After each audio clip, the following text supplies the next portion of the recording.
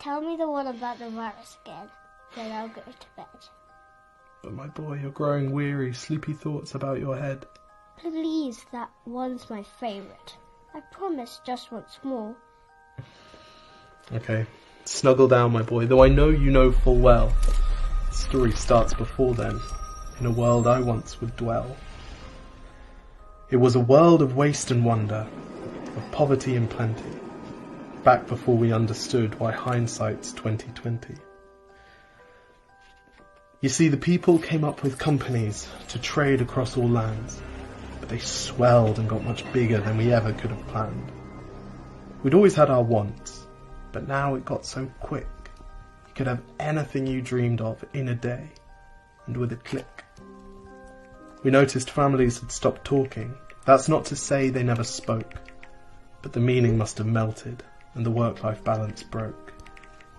And the children's eyes grew squarer, and every toddler had a phone. They filtered out the imperfections, but amidst the noise, they felt alone. And every day the skies grew thicker, till you couldn't see the stars. So we flew in planes to find them, while down below we filled our cars. We'd drive around all day in circles. We'd forgotten how to run. We swapped the grass for tarmac, shrunk the parks till there were none. We filled the sea with plastic, because our waste was never capped, until each day when you went fishing you'd pull them out, already wrapped. And while we drank and smoked and gambled, our leaders taught us why.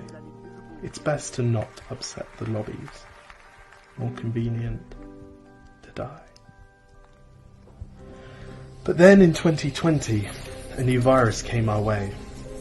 The governments reacted and told us all to hide away.